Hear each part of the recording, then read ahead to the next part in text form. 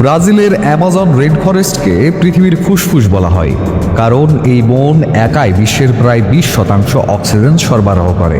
কিন্তু অ্যামাজন বন শুধু জীবনদাতাই নয়, এই বন সময়ে সময়ে বহু মানুষের প্রাণও কেড়েছে, বা অনেকে এই বনে হারিয়েও গেছে। অনেক মানুষ এখনও অ্যামাজন বনের রহস্য সমাধানের চেষ্টা করছেন, কারণ কেউ কেউ বিশ্বাস করেন যে এই বনে সোনার তৈরি একটি শহর রয়েছে। আবার কেউ কেউ বিশ্বাস করেন যে অ্যামাজনের মাটির নিচে এলিয়েনদের বাস। তাহলে চলুন বিশ্বের বিষয়ের আজকের এই পর্বে জেনে নেই অ্যামাজন রেইন ফরেস্ট সম্পর্কিত কিছু অমীমাংসিত রহস্য সম্পর্কে।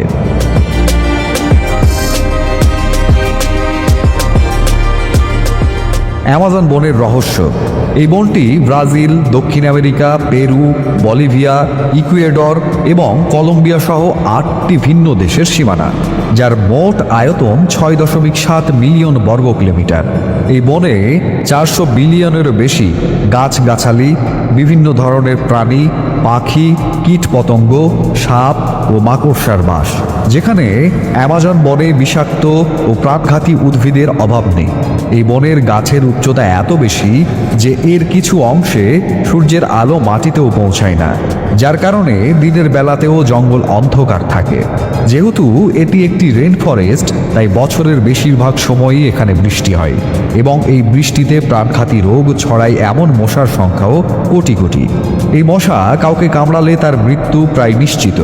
অ্যামাজন বনে নদী, ঝর্ণা এবং গরম পানির লেক সহ অনেক সুন্দর সুন্দর জায়গা রয়েছে, তবে এখানকার পানিতে অ্যানাকোন্ডা থেকে শুরু করে শিকারী কুমির ও সব ধরনের প্রাণী পাওয়া যায়। অ্যামাজন বনের রহস্যময় উপজাতি। এই সব ছাড়াও অ্যামাজন বনে 2 মিলিয়ন মানুষ বাস করে, যারা একটি নির্দিষ্ট সম্প্রদায় বা উপজাতির অন্তর্ভুক্ত। প্রাথমিক পর্যায়ে এই লোকেরা বাইরের কোনো ব্যক্তির সাথে দেখা করতে পছন্দ করত না, এবং যখনই কেউ তাদের এলাকায় প্রবেশ করত তখনই তাদের আক্রমণ করত। যাই হোক, বর্তমানে অনেক উপজাতি বহিরাগতদের সাথে দেখা করে এবং কথা বলে। আজও এমন কিছু উপজাতি রয়েছে যারা বহিরাগতদের এড়িয়ে চলে, এবং সেজন্যই এই লোকদের জীবন সম্পর্কিত খুব বেশি তথ্য কারো কাছে নেই। পশ্চিম ব্রাজিল সংলগ্ন অ্যামাজন বনে পিরিপোকুরা নামে একটি উপজাতির মানুষ বাস করে, যারা বছরের পর বছর ধরে বহিরাগতদের সংস্পর্শে আসেননি। শুরুর দিকে এই জনসংখ্যা ছিল 1000-এর কাছাকাছি। বর্তমানে তাদের জনসংখ্যা কমে হয়েছে মাত্র 15 থেকে 20 জন।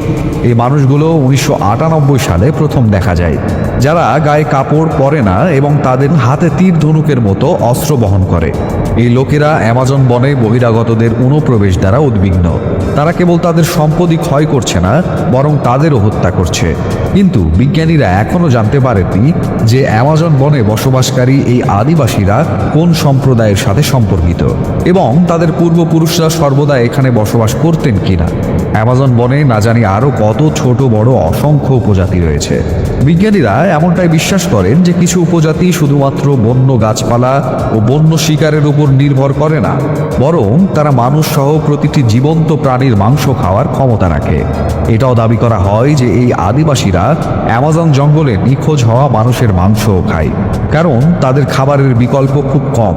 কিন্তু এসবের কতটা সত্যতা আছে তা কেউ জানে না, আর তাই অ্যামাজন বনে বসবাসকারী আদিবাসীদের জীবন আজও রহস্যই রয়ে গেছে। সোনার শহর। অ্যামাজন বনের অমীমাংসিত রহস্যের মধ্যে সিটি অফ গোল্ডের নাম আছে। এর আসল নাম এলডোরাডো।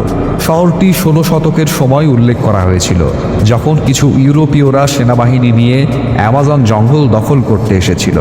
তারা অ্যামাজন জঙ্গলে ঢুকে সেখানে বসবাসকারী আদিবাসীদের সঙ্গে যুদ্ধ করে। এই সময়ে ইউরোপীয়রা জানতে পারে যে অ্যামাজন বনের মাঝখানে সোনার তৈরি একটি শহর রয়েছে।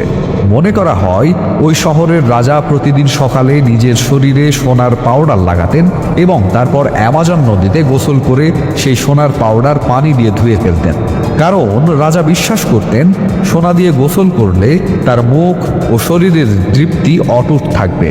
সোনার লোভে ইউরোপীয়রা সোনার শহর খুঁজতে থাকে, সেই সময়ে তারা বিভিন্ন আদিবাসী উপজাতিদের সাথে সাথে জঙ্গলে অনেক জায়গায় সোনার সন্ধানও পায়, কিন্তু তারা সোনার শহর খুঁজে পায়নি।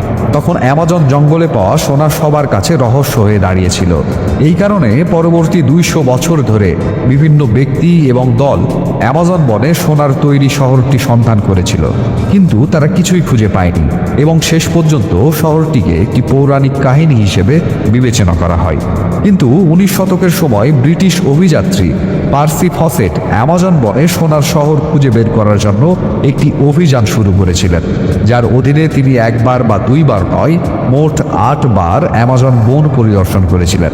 কিন্তু পার্সি যখন 1925 সালে 8ম বারের মতো অ্যামাজন জঙ্গলে সোনার শহর খুঁজে বের করতে গিয়েছিলেন, তখন তিনি আর ঘরে ফিরতে পারেননি।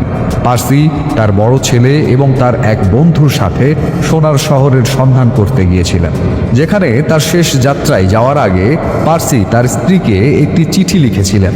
তিনি তার গন্তব্যের খুব কাছাকাছি, কিন্তু এরপর পার্সি তার ছেলে ও তার বন্ধু কোথায় নিখোঁজ হয়েছে সে তথ্য বছরের পর বছর পেরিয়ে গেলেও তা আজও পাওয়া যায়নি। অনেক লোক বিশ্বাস করেন যে পার্সি এবং তার সঙ্গীরা সোনার শহর খুঁজে পাওয়ার পরে তারা আবার তাদের স্বাভাবিক জীবনে ফিরে না যাওয়ার সিদ্ধান্ত নিয়েছিলেন। যদি বিজ্ঞানীদের কথা বিশ্বাস করা যায়, তাহলে তাদের সফর সঙ্গীরা হয়তো কোনো বন্য পশুর শিকারে পরিণত হয়েছে। একই সাথে অ্যামাজন বনের কিছু অংশ এতটাই বিপজ্জনক যে মানুষ সেখানে বেশি দিন টিকে থাকতে পারে না এবং প্রাকৃতিক দুর্যোগের কারণে তাদের মৃত্যু নিশ্চিত। কিন্তু অনুসন্ধানকারী দল পার্সি বা তার সঙ্গীদের মৃতদেহ এবং তার সাথে সম্পর্কিত কোনো তথ্য পায়নি। এমনকি দেহাবশেষও পাওয়া যায়, যেখানে তার নিখোঁজ হওয়ার প্রায় 2 বছর ধরে অনুসন্ধানকারীদের দল তাকে অ্যামাজন জঙ্গলে খুঁজতে গিয়েছিল। অ্যামাজন বনে একটি প্রাচীন শহর রয়েছে, তা পুরোপুরি অস্বীকার করা যায় না, কারণ আধুনিক প্রযুক্তির সাহায্যে অভিযাত্রীরা অ্যামাজন বনের মাটির ভিতর থেকে মানবসৃষ্ট প্রাচীন পাথরের কাঠামো আবিষ্কার করেছেন, যা এটার দিকে ইঙ্গিত করে যে অ্যামাজন বনে কোনো এক সময়ে উন্নত মানব সভ্যতার অস্তিত্ব ছিল এবং সময়ের সাথে সাথে সেই শহরের অবশিষ্টাংশ, বন এবং মাটি তাদের ভেতরে গ্রাস করেছে। কিন্তু বিজ্ঞানীরা এখন পর্যন্ত খুঁজে বের করতে পারেননি অ্যামাজন বনে সোনার শহর কোথায় ছিল এবং সেখানে কি সত্যি সোনা ছিল। এসব প্রশ্নের উত্তর এখনও পাওয়া বাকি। ঘন জঙ্গলে পাওয়া বিশালাকার তিমি। 2019 সালের ফেব্রুয়ারিতে ব্রাজিলের মারাজো দ্বীপে বিজ্ঞানীরা একটি বিশালাকার হাফব্যাক তিমির মৃতদেহ খুঁজে পান, যার ওজন প্রায় 10 টন এবং এটি নদী থেকে দূরে জঙ্গলে পাওয়া গিয়েছিল। বিজ্ঞানীরা বুঝতে পারছিলেন না যে কিভাবে তিমির মৃতদেহ নদী থেকে বনে এলো, কারণ হাফব্যাক তিমি নভেম্বর থেকে ডিসেম্বর মাসে খাবারের সন্ধানে অ্যান্টার্কটিকার দিকে চলে যায়। মৃত তিমি কিভাবে অ্যামাজন বনে এলো এবং কেন এটি তার সঙ্গীদের থেকে বিচ্ছিন্ন হলো তা বিজ্ঞানীরা বুঝতে পারেননি। বিজ্ঞানীরা এই মৃত তিমি সম্পর্কিত রহস্যের সমাধান করার জন্য অনেক চেষ্টা করেছেন, কিন্তু এখন পর্যন্ত আমরা জানতে পারিনি কিভাবে তিমিটি মারা গেল এবং কিভাবে এটি নদী থেকে দূরে বনের ভিতর এলো। অ্যামাজন বনে এলিয়েনদের বসবাস। এলিয়েনদের রহস্য এতটাই জটিল যে সারা বিশ্বের বিজ্ঞানীরা এই বিষয়ে দিন রাত গবেষণা করেও কোনো সঠিক সিদ্ধান্তে পৌঁছতে পারেননি। যেখানে পৃথিবীর বিভিন্ন প্রান্তে এলিয়েন সম্পর্কিত কার্যকলাপ দেখা ও শোনা যায়, অ্যামাজন বন সম্পর্কে এটি বিশ্বাস করা হয় যে এটি এলিয়েনদের লুকানোর জন্য সেরা জায়গা, কারণ এটির অনেক অংশে মানুষের প্রবেশ কঠোরভাবে নিষিদ্ধ। বিষাক্ত সাপ, গাছপালা ও পোকামাকড়ের কারণে সরকার এই নিষেধাজ্ঞা জারি করেছে। কিন্তু অ্যামাজনের সেই জনশূন্য অংশে এলিয়েনদের সক্রিয় হওয়া খুব সহজ। সময়ে সময়ে অ্যামাজন জঙ্গলে গবেষণা করেছেন অনেকে। কেউ এখানে উপজাতিদের সাথে দেখা করতে এবং কেউ বনের মধ্যে লুকিয়ে থাকা শহরগুলির সন্ধানে গিয়েছিল। এই সময়ে উন্নত প্রযুক্তির মাধ্যমে গবেষকেরা বনের বিভিন্ন অংশের ছবিও তুলেছেন এবং এই ফটোগ্রাফিগুলোতে এলিয়েন সম্পর্কিত প্রমাণ দেখা যায়। এমনই একটি ছবি তোলা হয়েছিল যখন দুজন অভিযাত্রী তাদের ক্যামেরা নিয়ে অ্যামাজন বনে ঘোরাফেরা করছিল এবং তারপরে তারা কয়েকটা বাচ্চাদের দেখে। সেই অভিযাত্রীদের একজন বাচ্চাদের সাথে কথা বলতে শুরু করে এবং অন্যজন তাদের ছবি তুলে। কিন্তু যখন সেই ফটোগ্রাফের প্রিন্ট বের করা হয়, তখন বাচ্চাদের কথা বলার ঠিক পেছনে একটি গাছ ছিল এবং সেই গাছের পেছনে একটি অদ্ভুত আকৃতি দেখা যাচ্ছিল। প্রথম দেখায় মনে হবে হয়তো গাছের আড়ালে কোনো এলিয়েন লুকিয়ে আছে এবং সে তাদের কথোপকথন শুনছে। অথচ সেই এলিয়েনের শারীরিক আকৃতি ছিল খুবই অদ্ভুত। এই ছবি বিশ্বজুড়ে আলোড়ন সৃষ্টি করেছিল। এরপর আমেরিকান আর্মি অ্যামাজন বনে এলিয়েনদের খোঁজ শুরু করে। সেই সময়ে এলিয়েন খুঁজে পাওয়া একটি গুপ্তধন খুঁজে পাওয়ার সমতুল্য ছিল, কারণ এলিয়েনের সাহায্যে আমরা পৃথিবী এবং অন্যান্য বিশ্বের সাথে সম্পর্কিত অনেক গোপনীয়তা জানতে পারি। কিন্তু কয়েকদিন ধরে অ্যামাজন জঙ্গলে তল্লাশি অভিযান চালিয়েও সেনারা কিছুই খুঁজে পায়নি। তারপর তাদের খালি হাতে ফিরতে হয়।